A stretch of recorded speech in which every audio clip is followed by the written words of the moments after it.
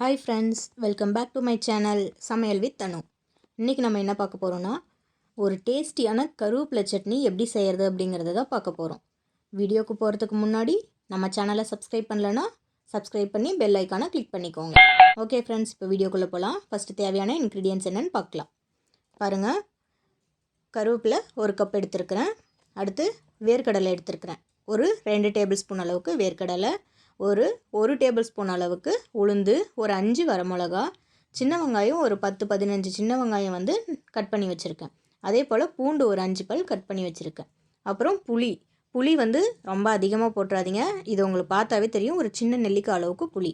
அப்புறம் அரை கப் தேங்காய் துருவல் வச்சுருக்கேன். ஓகே ஃப்ரெண்ட்ஸ், இது எல்லாத்தையும் ஒன்று ஒன்றா நம்ம வறுத்து அரைச்சா சுவையான கருவேப்பிலை சட்னி ரெடி. இப்போ பேனில் 2 ஸ்பூன் ஆயில் ஊற்றியாச்சு. ஆயில் வந்து ஹீட் ஆகட்டும். கருவேப்பிலை சட்னி ரொம்பவே ஹெல்தியானது. குழந்தைங்க மற்ற ஃபுட்டில் வந்து கருவேப்பிலை இருந்தால் எடுத்து வெளியே போட்டுருவாங்க. இந்த மாதிரி நம்ம செஞ்சு கொடுத்தோம்னா விரும்பி சாப்பிடுவாங்க. ஓகே, ஆயில் ஹீட் ஆகிடுச்சு. இப்போ நம்ம ஒரு பொருளாக சேர்த்துக்கலாம். ஃபஸ்ட்டு உளுந்து சேர்த்துக்கலாம். உளுந்து சேர்த்து சிம்மில் வச்சு நல்லா கோல்டன் ப்ரௌன் ஆகிற வரைக்கும் வறுத்துக்கலாம்.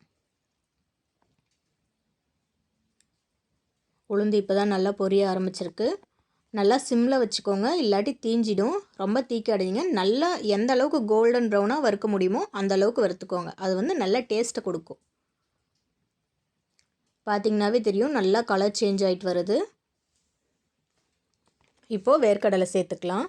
வேர்க்கடலை இது வந்து வறுத்த வேர்க்கடலை. நீங்கள் வறுக்காத வேர்க்கடலை போடணுன்னா ஃபஸ்ட்டே உளுந்து கூட சேர்த்து வேர்க்கடலையும் போட்டுருங்க. இது வறுத்த வேர்க்கடலைங்கிறதுனால லைட்டாக வறுத்தா போதும். இது வறுபட்டுருச்சு. இது தனியாக எடுத்துக்கலாம். மீதி உள்ள ஆயிலில் ஒவ்வொரு பொருளாக சேர்த்துக்கலாம்.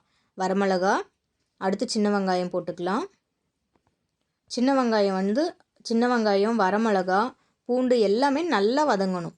சின்ன வெங்காயத்தெல்லாம் எந்த அளவுக்கு வதக்குறோமோ அந்த அளவுக்கு நமக்கு டேஸ்டியாக இருக்கும். இப்போது பூண்டு சேர்த்துக்கலாம். இது மூணையுமே நல்லா பச்சை வாசனை போக வறுத்துக்கலாம் ஃப்ரெண்ட்ஸ். புளியும் இது கூட ஆட் பண்ணிக்கலாம், அவ்வளோதான். ஆட் பண்ணி நல்லா வதக்கிக்கலாம். இப்போ பார்த்திங்கனாவே தெரியும், அது உங்களுக்கு நல்லா வதங்கிடுச்சு. இப்போ இந்த ஸ்டேஜில் நம்ம கருவேப்பிலையை ஆட் பண்ணிக்கலாம். கருவேப்பிலை வந்து ரொம்ப கலர் சேஞ்ச் ஆகிற வரைக்கும் வதக்க தேவையில்லை. கருவேப்பிலை போட்டுட்டு நீங்கள் வந்து ஸ்டவ்வை சிம்லையே வச்சுக்கோங்க, ஒன்றும் பிரச்சனை இல்லை. வெங்காயம் வதக்கும் போது நல்லா ஹை ஃப்ளேமில் வச்சுட்டு கருவேப்பிலையை சிம்மில் வச்சு வதக்குங்க. அந்த க்ரீனிஷ் வந்து மாறாமல் வதக்கி எடுத்துக்கலாம்.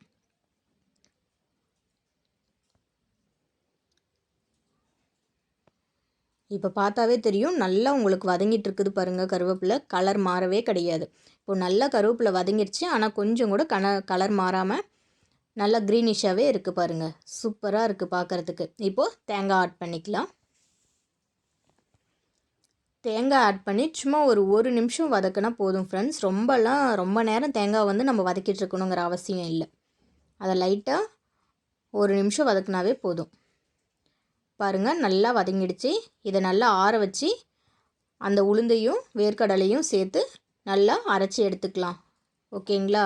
இப்போ ஸ்டவ் ஆஃப் பண்ணிக்கலாம். ஆஃப் பண்ணிவிட்டு ஆற வச்சுக்கலாம்.